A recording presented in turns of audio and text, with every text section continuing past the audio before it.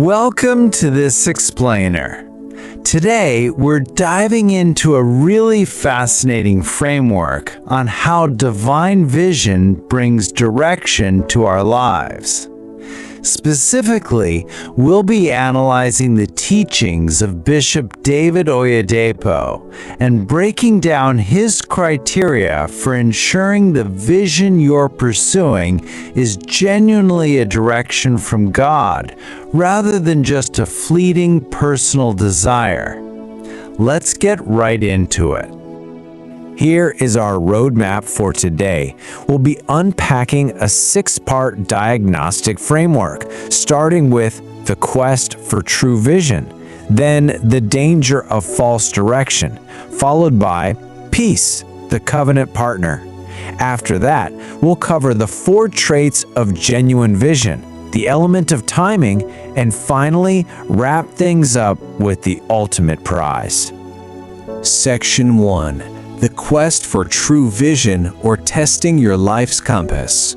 Oyedepo argues that we owe it to ourselves to really ascertain the source of our vision before we launch into it, because any pursuit not rooted in God inevitably leads to destruction. The foundation for this whole framework comes straight from the prophet Habakkuk. Write the vision and make it plain upon tables, for the vision is yet for an appointed time, but at the end it shall speak and not lie. So a genuine vision is God's revealed plan, written plainly, just waiting for its appointed time to speak. Section 2. The danger of false direction. A tale of 2 visions. To really understand what a genuine vision looks like, the author contrasts being impulsively pushed by the flesh versus being patiently led by the Spirit. Take a look at Absalom on the left side here. Driven by this completely selfish desire to seize the crown, he couldn't wait. He rushed the process, and the text argues this led directly to his sudden destruction. But contrast that with Abraham on the right. Described as an addicted visionary, Abraham was given a promise by God, and he waited 25 peaceful years in faith. That difference in patience and source is absolutely crucial. Section 3. Peace, the covenant partner. This is our baseline test. So, this brings us to the baseline test for literally any direction you take in life. Oyedepo posits that vision and peace are covenant partners, meaning any vision that lacks peace absolutely has to be examined. If you find yourself constantly restless, driven by anxiety rather than walking in faith, you've got to step back and re-examine your source. Because God always speaks peace to His people. If He's the one giving the direction, He creates a peaceful way out in His own time. Section 4. 4 traits of genuine vision, the diagnostic checklist. Now that we have peace as our baseline, Bishop Oyedepo gives us a really practical 4-part checklist to diagnose the authenticity of a vision. The very first trait is that a true vision confirms the scope. It is plain.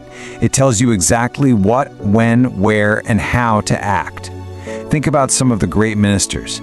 They have incredibly specific, targeted callings. Why? Because God is not the author of confusion.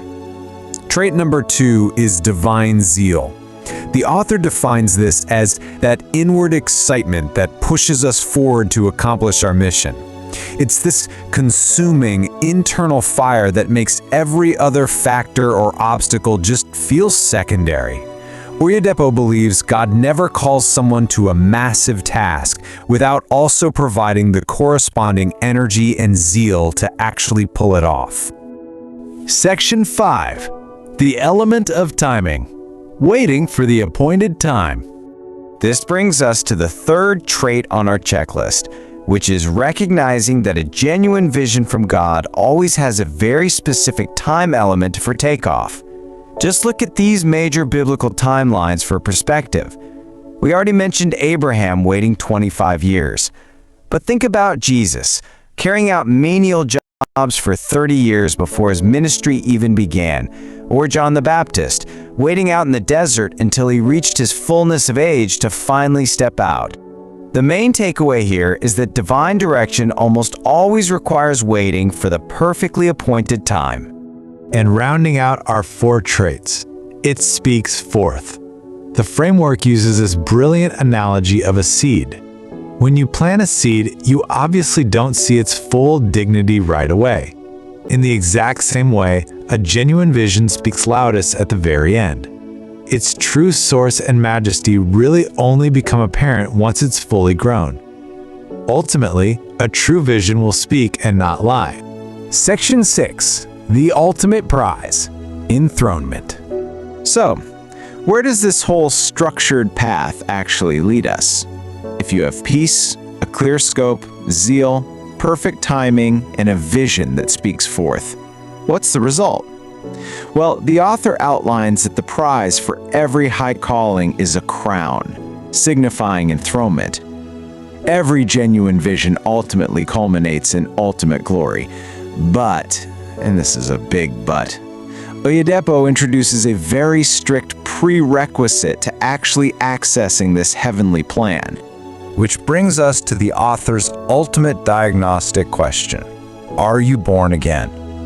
According to the teachings we've explored today, accessing God's plan through heavenly vision requires this spiritual standing as the absolute baseline. If you're not, the framework asks if today is the day you secure that standing. So as we wrap up this explainer, I'll leave you with this to think about. Is your life's compass currently pointing toward a fleeting, rushed personal desire, or are you genuinely aligned and waiting in peace to receive your true God-given direction?